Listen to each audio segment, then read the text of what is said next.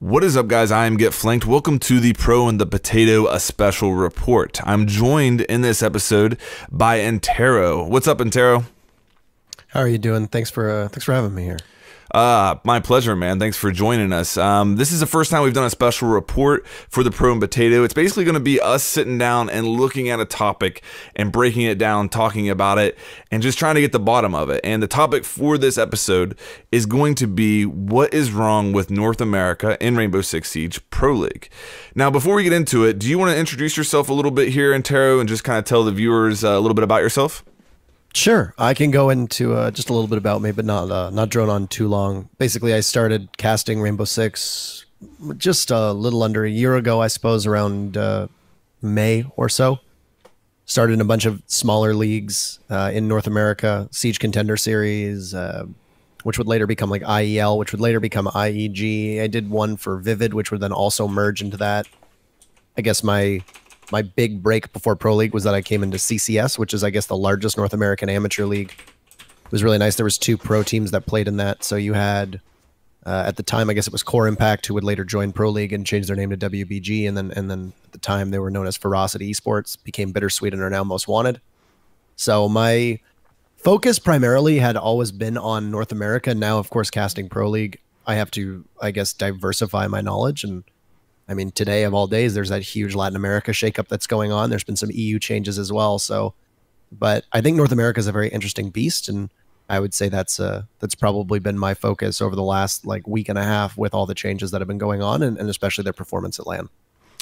Well, the reason I think that this is a topic that I want to get into is based upon the performance of the North American teams at the LAN finals in year 2. So some of the basic stats that really dictate this conversation that I think you have to focus on. First of all, Elevate has been the only North American team that has gone to a LAN final in year 2 and actually won a match. In season 2, they won their first 2 matches, made it to finals where they eventually lost to Penta. That's it for North America. Every other season this year, North America has been out in the first round, hasn't won a single match. The combined North American record at LAN finals in year 2 is 2-8. And that is by far worse than Latin America or EU.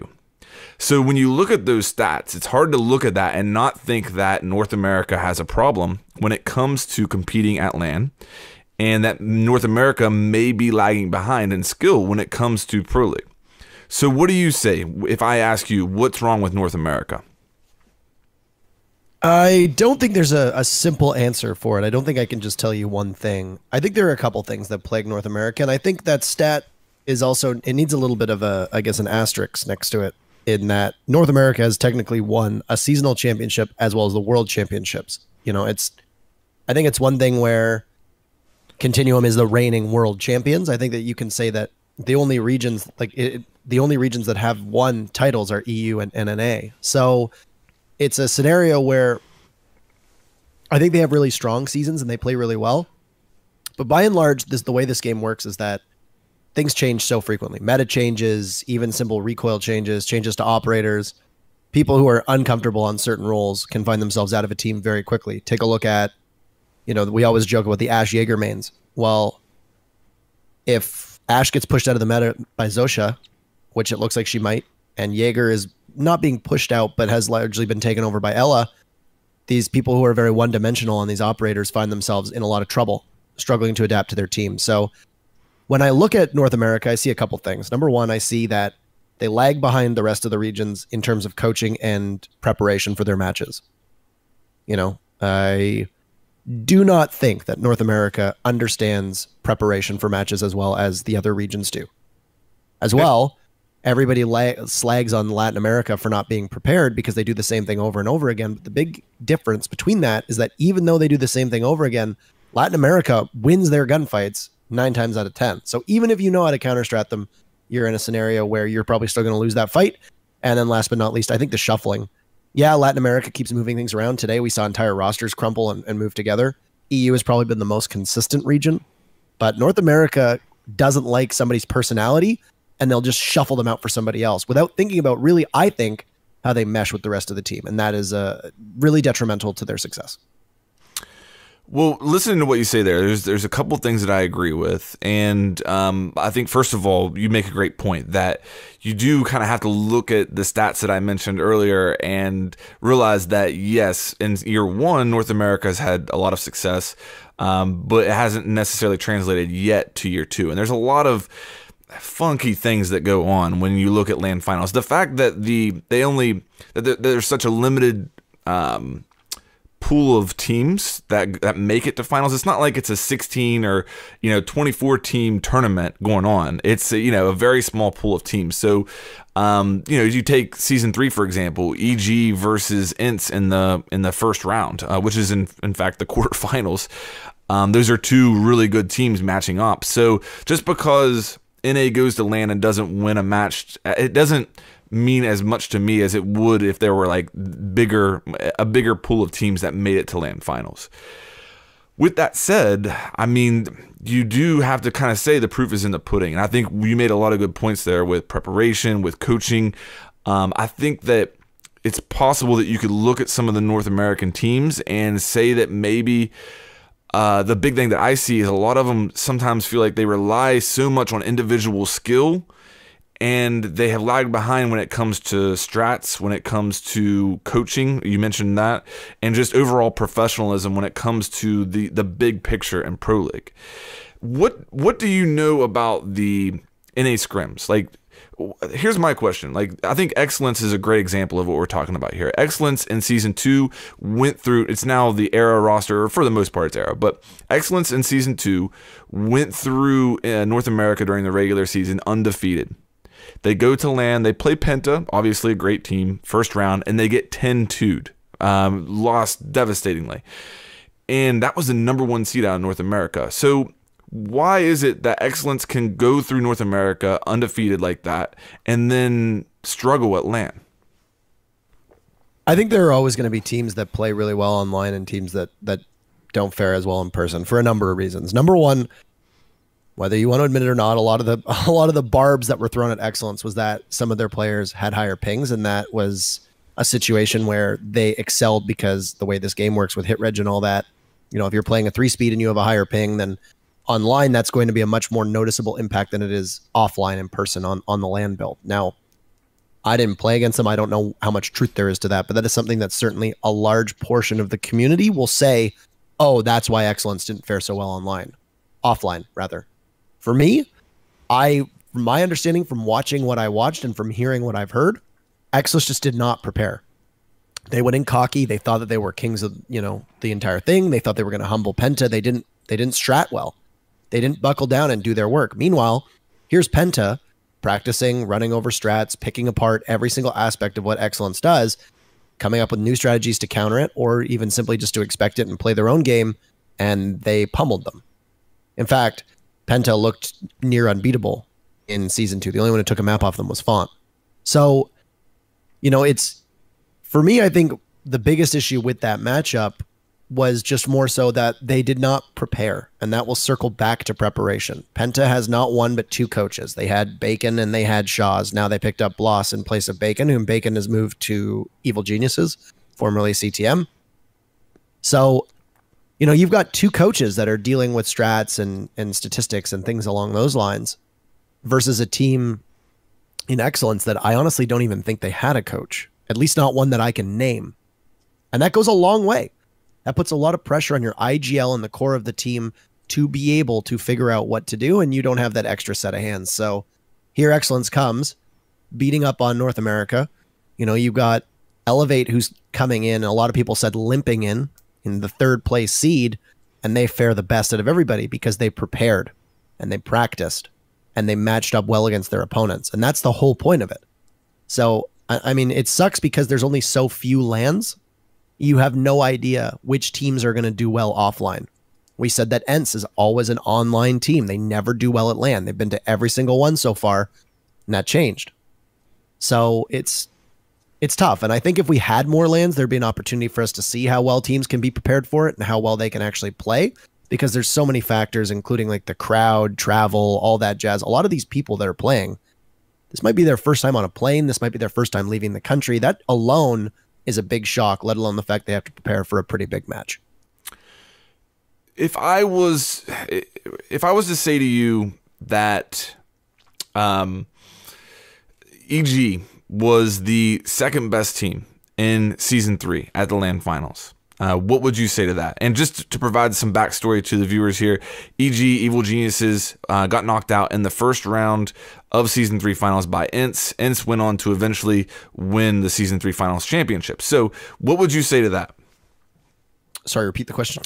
If I was to say that EG was the second best team at season 3 finals, would you say that I was wrong, or is that a possibility? I think that I can't confidently confirm or deny your statement, because Evil Geniuses had a multitude of opportunities to put Ents away, and every single time they choked. Straight up, they choked. And they will admit themselves that they threw it away. So, you can't say like, oh, well, what if they didn't choke? Because I don't think that's an accurate, hypothetical question, because it's like, oh, what if this team just played better, is just as easy a question to ask for other teams too.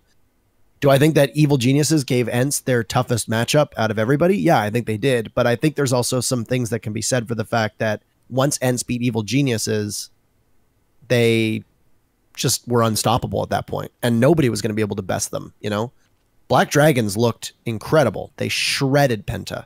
And I think that was the biggest matchup of the entire tournament. Black Dragons humbling Penta in the second round. And even Penta looked a little mortal to Mantis. I don't think anybody expected Penta to even lose one round. But that's okay.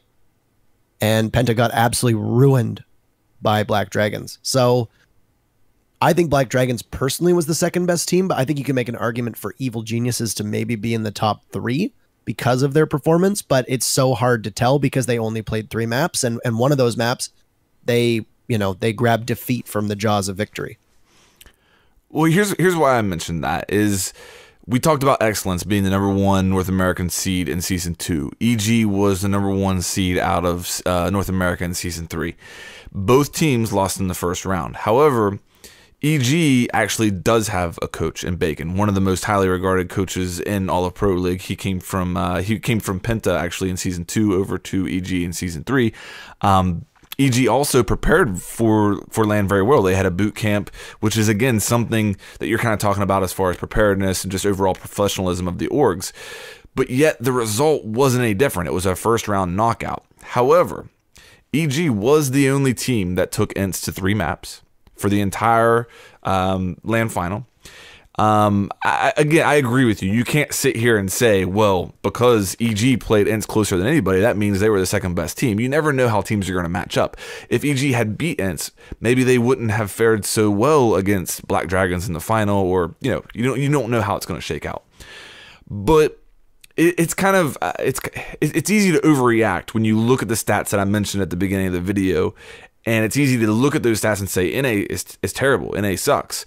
But there's such a small number of LANs, like you mentioned earlier, and the LANs have a small sampling of teams that I think that it's easy to overact, and I don't think that NA is as bad off as the stats may indicate.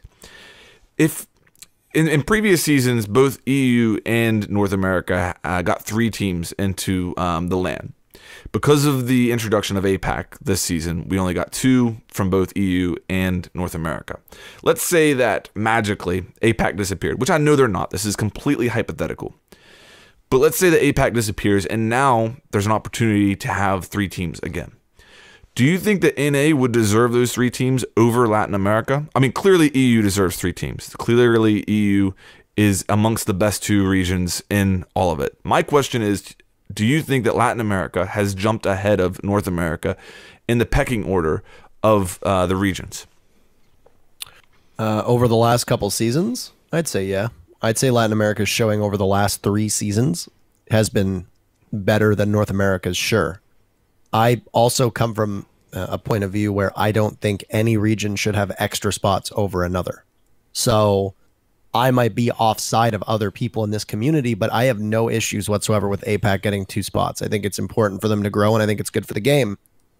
And it also seems kind of silly because it's like BRK was the team that finished 3rd, or the team that was formerly BRK, because now there's a new BRK as of this morning. But the team that was formerly BRK finished 3rd. They went to LAN last season, and they made it towards the top.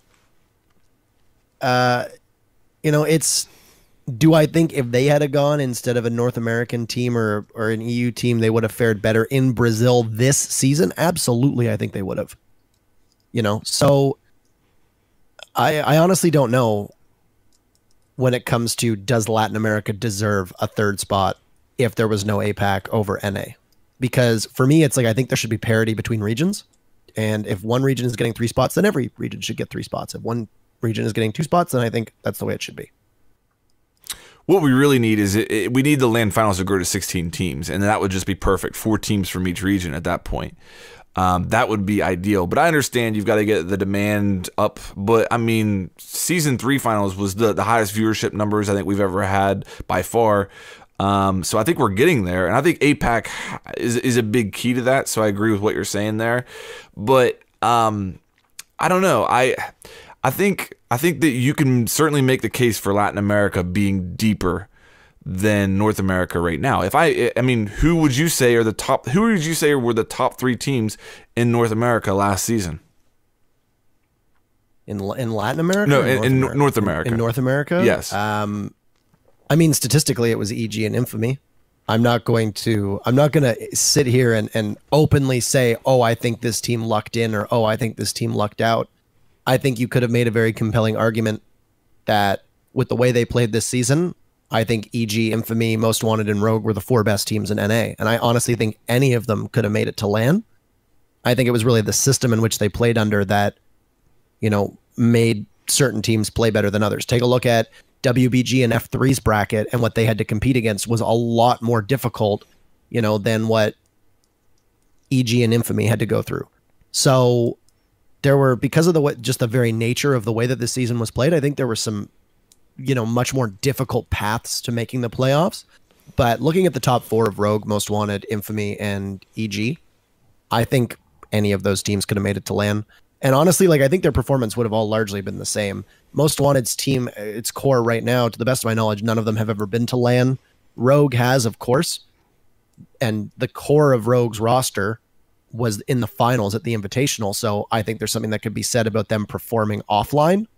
However, we also, saw the team that was formerly CTM, that is now EG, get first rounded, even though all of them have been to LAN, except for BC. So, I mean, I don't know. I think if we move back to a round robin system, I think we'll actually be able to flesh out which teams are the superior teams. I think that because this was a shortened season, I think it was a little bit difficult for viewers as well as pros to really gauge which team did better than the rest, because you have a roster change in the off season, and then you come in and you might only have 2 matches to play. WBG comes in and they only have 2 matches. That's it. Period. They lose their first match. They go into the final, they go into the losers bracket. They lose that one. They're done. They're facing relegations. It's tough for a team to go from Challenger League to already have to, get used to playing in Pro League. That's already difficult on its own. However, made even more difficult by the fact that you only have 2 chances to get it right. And if you blow even one of those chances, it's not a mortal blow, but it's pretty close. I'm torn on that. I mean, my opinion, top 3 teams this past season, EG, I think you got to go EG, Infamy, and Rogue. With that said, Infamy knocked out Rogue. And prior to that matchup, I would have said the top 2 teams were EG and Rogue. I couldn't wait to see them play each other. And Infamy knocked out Rogue. We never got that opportunity. And I think, no disrespect to Infamy whatsoever. None. I mean, they earned their spot. I'm not taking anything away from them. But I do think if Rogue and Infamy played 10 times, Rogue wins that probably 7 of the times. With that said, the other side of that is Rogue, formerly Vertical, has been to every LAN this year and hasn't won a single matchup. If you look at what Infamy did at LAN, Infamy goes to LAN, yes, they lost to Black Dragons, who eventually made it to the finals.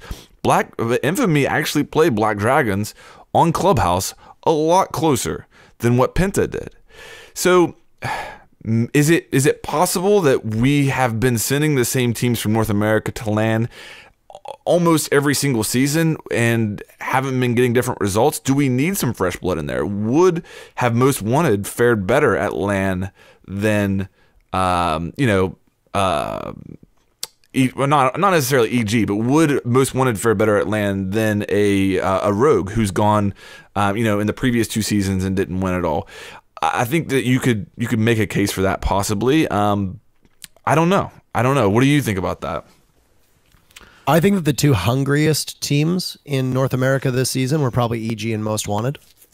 Okay. I think Most Wanted was, really hoping to push to LAN, and they picked up Redeemer and they picked up Chala, and they look like they fit their roster really, really well. And I think the sky is the limit for that team, and you could tell they really wanted it. They went from Challenger League, a season ago or 2 seasons ago to finishing, 6th, if I remember correctly, last season.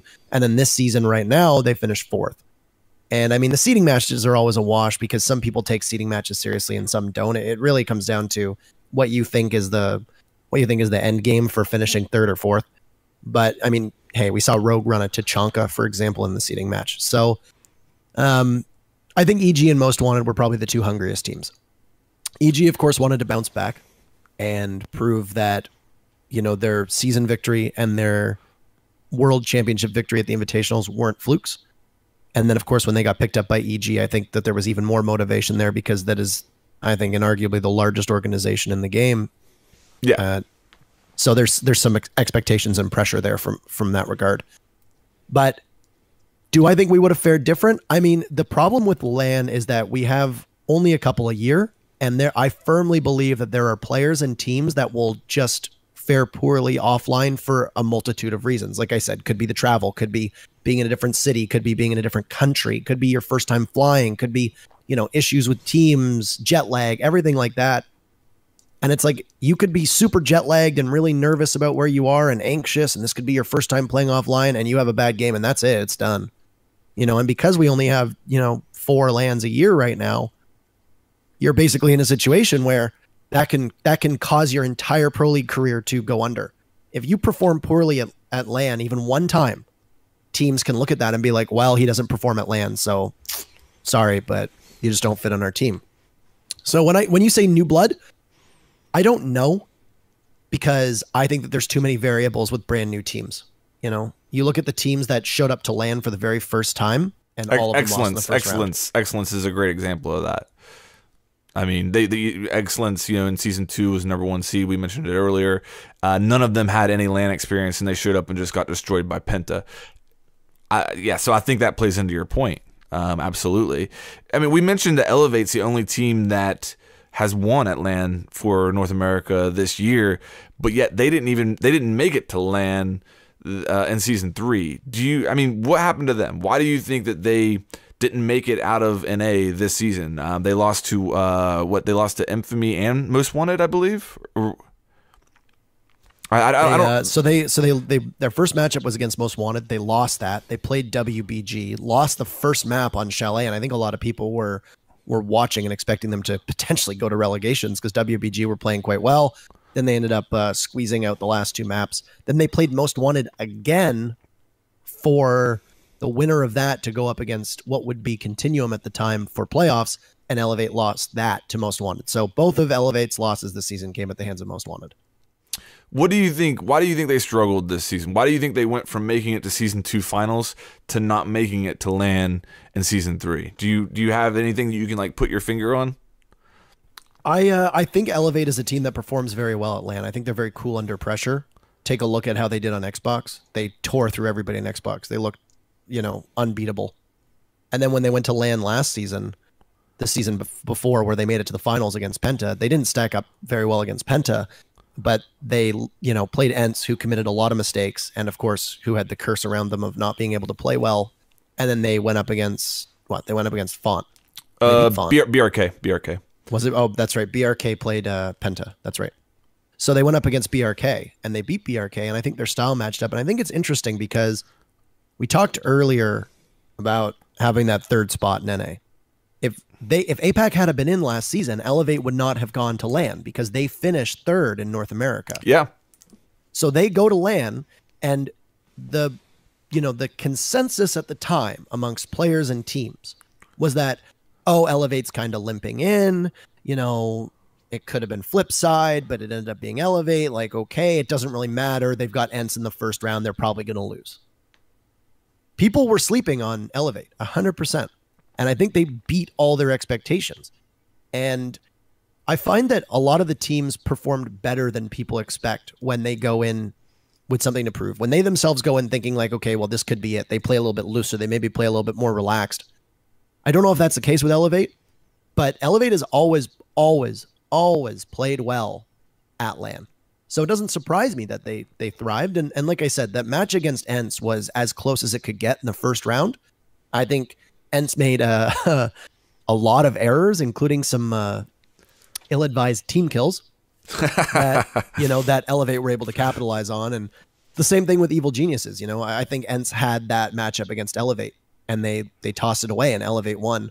I think the same thing happened this time, was that Evil Geniuses had the matchup against Ents and then Ents won. But the other thing too, and I just want to add this in here, it's very important to preface it by saying that Ents deserved that win, which I do think they did. Yeah. Because it discredits them when you say like, oh yeah, Evil Geniuses dominated. Bull. I don't think they dominated at all. I think Ents saw points that, weaknesses and were able to exploit that. And when it's a 2v5, you don't lose those.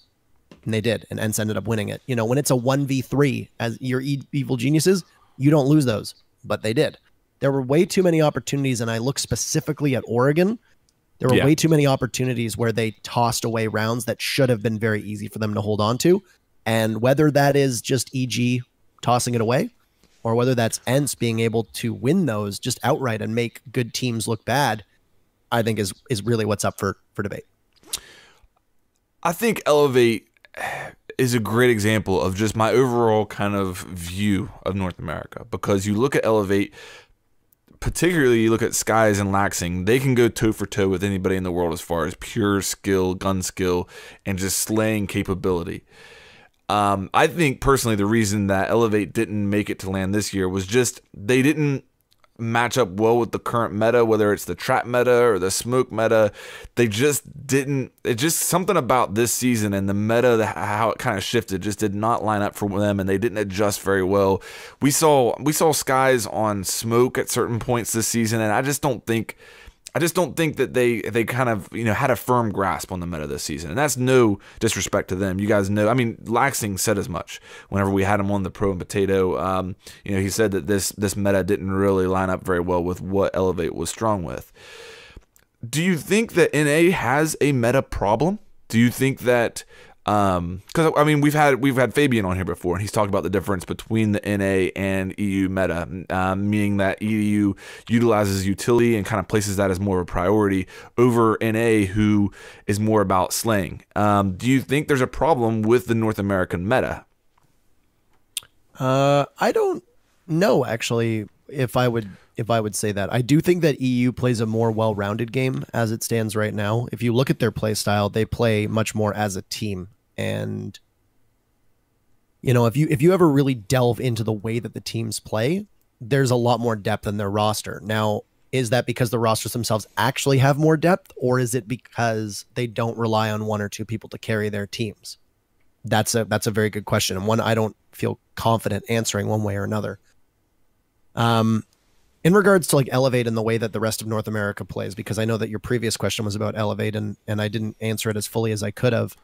I don't really think it was a meta issue. I just think that Elevate is a team that they prep really, really hard for big matches. And my assessment of this season was I think they underestimated Most Wanted. And I don't think they practiced and played as much as they could to get ready for this season. I think they kind of took it for granted, so if you've got players that, don't play the game as much as other teams, and you don't scrim and you don't dry run and you don't get as ready as you could, that could make all the difference. And if you look at how close those matches were between Elevate and Most Wanted, I think that's a pretty clear distinction between the two of them, was that 1 or 2 rounds decided those entire matchups. So it's a preparation thing for me with Elevate. In regards to the meta and how they play, I think Latin America oftentimes will completely ignore the objective and the utility and just go for kills. A good example of that was in Pojo Man's Pro Digest, there's a Hibana that runs in and hits all the hatches with her Hibana charges, which are all soft hatches. And there's a buck right next to her that could have bucked all of them open and left all 3 of her X-Kairos, clusters or X-Kairos, I guess, charges intact.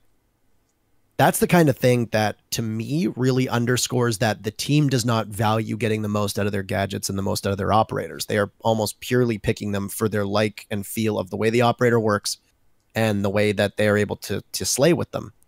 So, with that said, do I think that North America oftentimes slays too hard? Not really, because as a region, their stats are pretty in line with everybody else in terms of KD, in terms of kills and that sort of thing.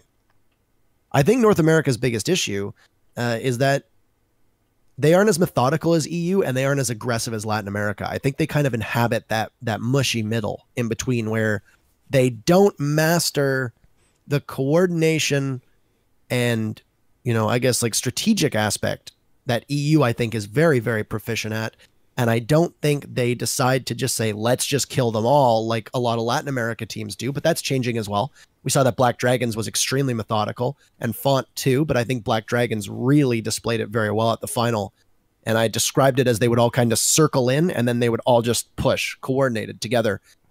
Now, I don't know if that synchronization was deliberate or not, or if it was just the way their team plays, but I think it worked really well for them. So for NA, I think they really need to commit. I think they need to figure out like, we got to master one of those and then kind of build up the rest. But right now, I think they're trying to have it both ways and ultimately aren't having it any. I think there's some great points there. I agree with a lot that you said there. And I think that a lot of what you said there almost comes back to your first point, which is just the preparation and the overall, I guess you could almost say, professionalism of the orgs that we have and the teams and the lack of a coaching presence on many of the teams. I think that a lot of that kind of plays into your first point there. To get into some closing thoughts here, I'll say a couple of things here because it sounds like we're beating up on NA, but I'm actually extremely, extremely optimistic for what NA is going to do at the Invitational coming up in February. Because, first of all, I mentioned it earlier, I do think that EG was by far one of the top 4 teams at the Season 3 finals. I think with Bacon on board, with the roster that they have, EG is going to be able to play with anybody in the world moving forward. I do think that what you mentioned as far as hunger is a huge point when it comes to Elevate. You said that Elevate is a great LAN team. I agree with that wholeheartedly. I think that maybe one of the faults was that Most Wanted was just hungrier than them. Both losses to Elevate came from Most Wanted.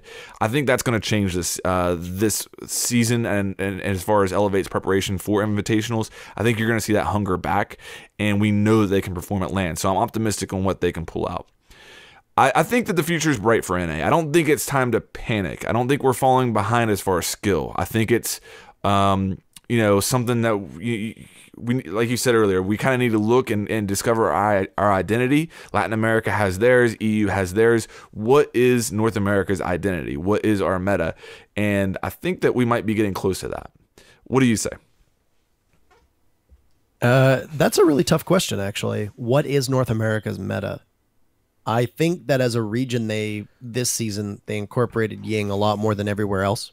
I think they incorporated Ella a lot less than everywhere else. I think they kind of stuck to their guns. With the exception of Ying, the meta in North America largely remained unshifted.